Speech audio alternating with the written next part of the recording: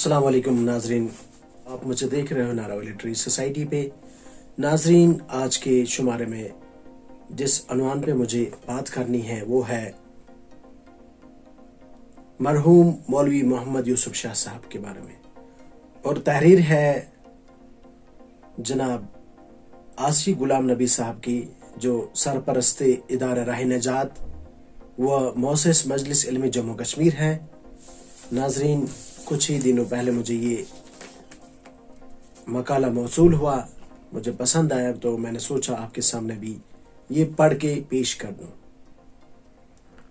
इलाका नारवाव वादी कश्मीर के अंदर एक छोटी सी वादी है। कुछ अहल दानिश इसको माउंटेन वैली यानी पहाड़ों से घिरी एक वादी भी कहते हैं। ये वादी 2 मरबा मील पर फैली हुई है। इसके साथ अगर बालाई इलाका भी मिलाया जाए तो इस छोटी सी वादी का हजम 3 मरबा मील है। ये एक खूबसूरत वादी है और इसमें मीर सैयद अली हमदानी के ज़माने में आए हुए तकरीबन 100 सादात किराम, जिनमें कुछ मस्तूरात भी मदफून हैं।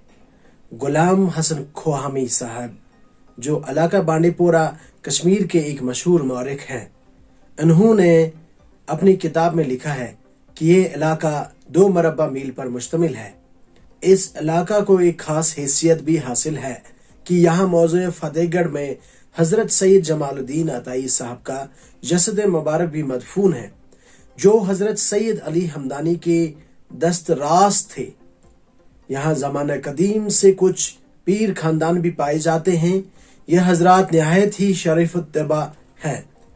इलाका नारवाव की तकरीबन हर गांव में यह हजरात किसी न किसी तादाद में पाए जाते हैं।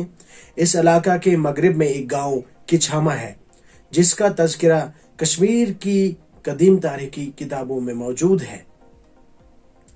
यहाँ पर भी पीर साहिबान के कई घराने आबाद हैं। इलाका के ये पीर साहिबान इस इलाके के मुख्तलिफ गांवों में इमामत के फराइज अंजाम देते आए हैं। ये हजरात इस्लामी वज़ा व क़ता के हमेशा पाबंद थे। इन्हीं हजरात में से गुज़श्ता सदी के आखिरी निस्फ सदी में एक बुजुर्ग मौज़ा किछामा में पैदा हुए, जिनका इसमें गिरामी मोहम्मद यूसुफ शाह साहब था। इस इलाका के लोग इनको मौलवी साहब के नाम से याद करते हैं। ये साहिब वाकई हमारे बुजुर्गों में से थे। अल्लाह ने इनको पैदाशी एतबार से आला किस्म की जहानत नसीब फरमाई थी। इनको इल्म हासिल करने का बे इंतहा शौक था। सबसे पहले इन्होंने दाई तौहीद मौलाना अब्दुल वली शाह साहब रहमतुल्लाह की सामने जानवे अदब तह किया, और इसके बाद इनके दिल में ये शौक पैदा हुआ कि वो कश्मीर से बाहर जाकर मजीद तालीम हासिल करें। चनाचा इन दिनों मौलवी अब्दुल कबीर साहब अमृतसर में एक मदरसा चला रहे थे और मुल्क भी अभी तकसीम नहीं हुआ था। लिहाजा मौलवी साहब एक मामूली ज़ादिरा अपने साथ उठाकर अमृतसर पहुंचे, जहां मौलाना अब्दुल कबीर साहब खुद भी तलबा को पढ़ाते थे। मौलाना अब्दुल कबीर साहब मौलाना अनवर शाह साहब के शागिर्दों में थे, और वो कश्मीर के इन 5 बड़े उलमा में से एक थे, जिनका तज़किरा हमने अपने मावार रिसाला राह नजात में किया है। मौलाना अब्दुल वली शाह साहब फरमाते थे कि जब मैं अमृतसर से वापस कश्मीर आया तो मैंने एक मदरसा में अपनी जगह मौलाना अब्दुल कबीर साहब को तैनात कराया।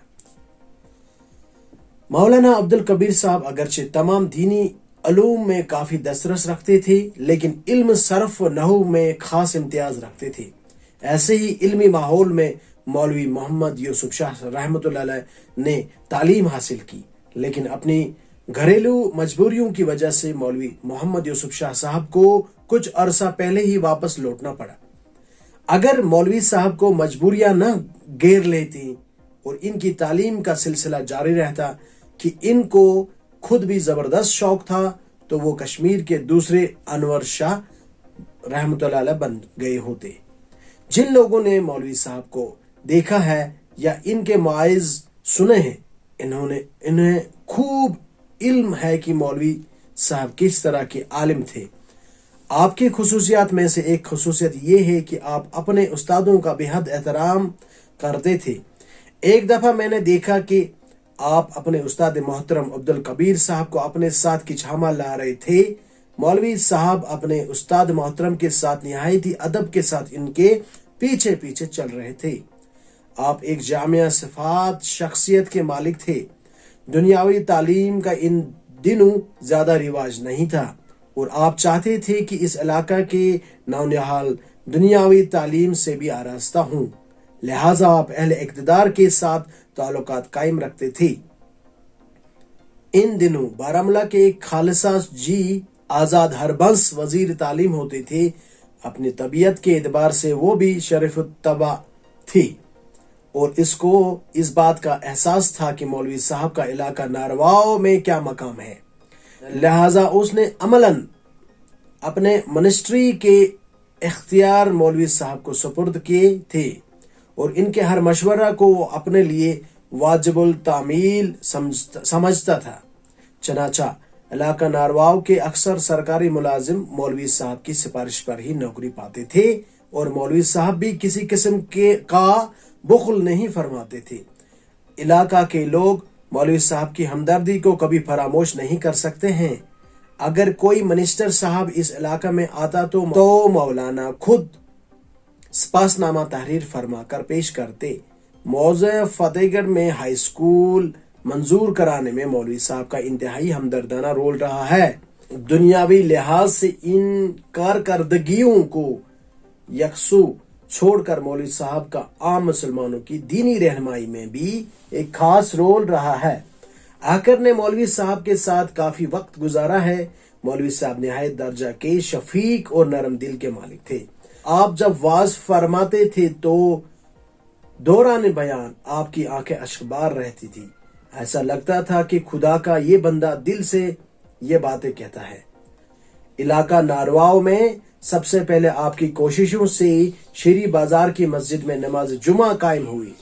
अगरचे आप बजाते खुद फतवा देने की अहलियत रखते थे और बवक्त जरूरत देते भी थे, लेकिन शेरी में नमाज जुमा कायम करने के लिए आपने अपने बुजुर्ग उलमा से फतवा हासिल किया और फिर काफी अरसा तक शेरी में नमाज जुमा खुद पढ़ाते रहे हैं। आगे आसी साहब फरमाते हैं कि मैं फतेहगढ़ से शेरी मौलवी साहब का वाज सुनने के लिए पैदल जाता था और मौलवी साहब का वाज सुनकर महजूज हो जाता था। मौलवी साहब का वाज क्या होता था? सहाबा और अवलिया किराम के वाक़ात निहायत ही दिलगदाज तरीके से बयान फरमाते थे। अगरचे आप हाफिज नहीं थे, लेकिन ऐसा लगता था कि जैसे कोई हाफिज बयान फरमाते हैं। आपको सरफ व नहो पर काफी अबूर था। ऐसा लगता था कि खुदा के इस बंदे ने अपना तालिब इल्मी का जमाना जाया नहीं किया है। आप एक इंसान दोस्त थे और कश्मीर के बड़े बड़े ऑफिसर आपकी जबरदस्त इज्जत करते थे। मैंने अपनी पूरी जिंदगी में कश्मीर में कोई ऐसा मौलवी नहीं देखा जिसकी इज्जत इस अंदाज से बड़े बड़े ऑफिसर करते थे, बल्कि एक खास हद तक उनका हया भी उन पर हावी होता था। मौलवी साहब कदीम व जदीद का एक संगम थे। अब अपना लिबास शरीयत के मुताबिक पहनते थे, सर पर अमामा बांधते थे। आप लोगों की फरियाद सुनकर अजबस आजिज होते थे। एक दफे एक शख्स ने शिकायत की कि मौलवी साहब, हमें कभी कभी ऐसा लगता है कि आप कुछ लोगों की हिमायत में गलती करते हैं। मौलवी साहब ने फरमाया कि आप सच कहते हैं, क्या करूं? मुझे उन गरीबों का पास लिहाज इस किस्म की गलतियों के करीब ले जाता है। आप बहुत ही साहिब लिहाज बुजुर्ग थे।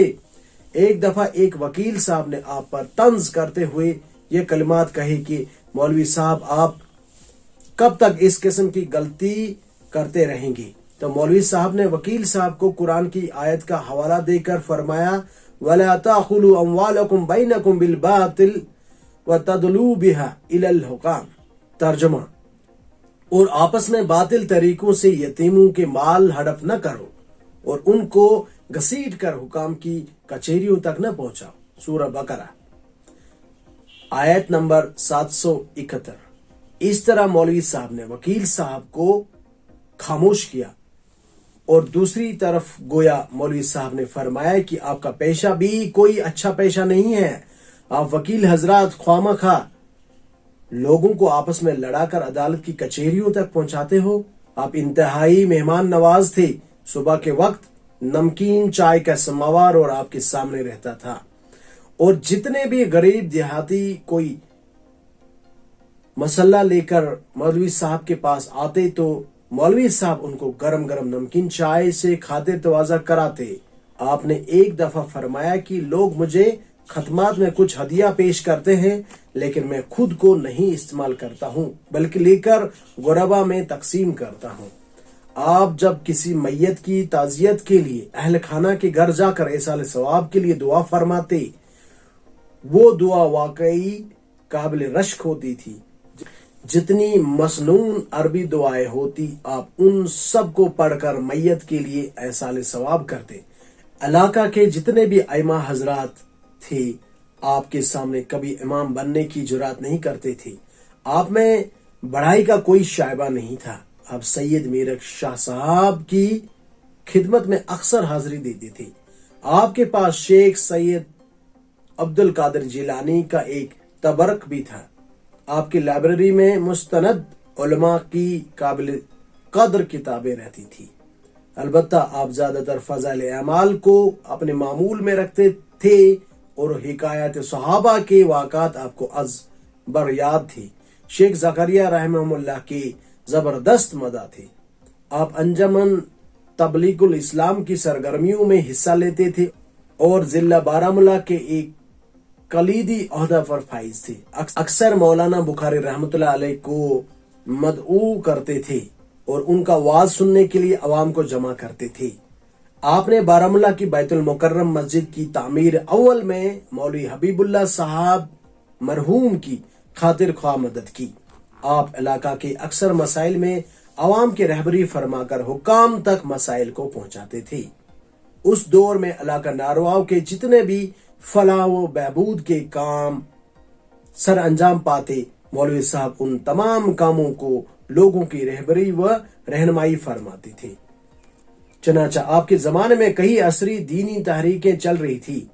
آپ ہر ایک کے ساتھ ہمدردانہ رویہ ہی برتتے تھے، سلف صالحین کے طریقے پر جم کر رہنے کی تلقین فرماتے تھے، خود بھی حنفی تھے اور حنفیت کی تائید میں ہمیشہ کوشاں رہتے تھے۔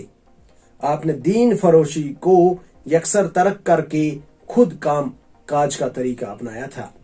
محتاجوں، مسکینوں، مساجد اور دیگر دینی اداروں کا مقدور بر تعاون فرماتے تھے۔ آپ کافی عرصہ تک سرپنچ کے عہدے پر بھی تعینات تھے، حالانکہ عوامی حلقوں میں آپ کا مرتبہ ایک MLA سے کم نہ تھا۔ اکثر ماہ رمضان کے آخری عشرہ میں اعتکاف کرتے تھے۔ اگر آپ کو عوامی مصروفیات کے امور سے کچھ فرصت ملتی تو آپ ایک اچھے صاحب قلم کی حیثیت سے بڑی خدمت انجام دیتے۔ فارسی زبان پر بھی آپ کو عبور تھا اور مولانا جامی کے تو آپ عاشق تھے۔ آگے آصف صاحب فرماتے ہیں کہ میرے والد مرحوم کے ساتھ مولوی صاحب کے اچھے تعلقات تھے اور ان کو خواجو کشمیری زبان میں خواجہ کا مخفف ہے کہتے تھے۔ احکر کے والد صاحب بھی دل سے ان کی قدردان تھے۔ ایک دفعہ موضوع کھال کے کچھ بزرگ حضرات میرے پاس آئے اور ایسے مسئلے کے متعلق جواب حاصل کرنا چاہا۔ میں نے ان سے کہا کہ آپ کسی مفتی صاحب کے پاس جائیں اور وہاں سے جواب حاصل کریں۔ انہوں نے کہا کہ دیکھو جی، ہم مولوی یوسف صاحب کے پاس مسئلہ لے کر جاتے تھے، وہ اب مرحوم ہو چکے ہیں، لیکن ایک دفعہ ہم نے ان سے پوچھا تھا کہ آپ کے بعد ہم مسئلہ پوچھنے کے لیے کہاں جائیں گے، تو انہوں نے فرمایا تھا کہ آپ غلام نبی کے پاس جائیں، اس لیے ہم آپ کے پاس آئے ہیں۔ آ کر چونکہ فتویٰ نہیں دیتا ہوں، لیکن ان لوگوں نے مجھے مجبور کیا اور مولوی صاحب کا حوالہ دے کر ایک طرح سے مجھے مجبور کیا۔ میں نے ان کو جواباً کہا کہ آپ لوگوں نے مجھے ان بزرگ کا حوالہ دے کر گھیرا ہے لہٰذا میں ان کے ادب کا لحاظ کرتے ہوئے آپ کے مسئلے کے سلسلے میں ایک مسند مجموعہ فتویٰ کا جواب تحریر لکھ کر دوں گا اور کسی مستند مفتی صاحب کو دکھائیں اور وہاں سے اس کی تصدیق کرا کے اپنا جواب حاصل کریں۔ چونکہ مسئلہ کا جواب جو وہ حاصل کرنا چاہتے تھے پورا اس فتوے میں موجود تھا، انہوں نے مجھ سے حاصل کر کے مفتی صاحب کے پاس پیش کیا اور مفتی صاحب نے اس کی تصدیق فرما کر بستی والوں کو مسئلے کا جواب دے دیا۔ مجھے مولوی صاحب کے حسن ظن پر رشک آیا اور کسی دوسرے مسلمان کے ساتھ کیسے ظن رکھنا چاہیے مولوی صاحب کے اس وطیرہ سے عملاً ثابت ہوا۔ اللہ دونوں کو اپنے جوار رحمت میں جگہ نصیب فرمائے۔ آخر کو ان کی نماز جنازہ میں شرکت کا موقع اللہ نے نصیب فرمایا۔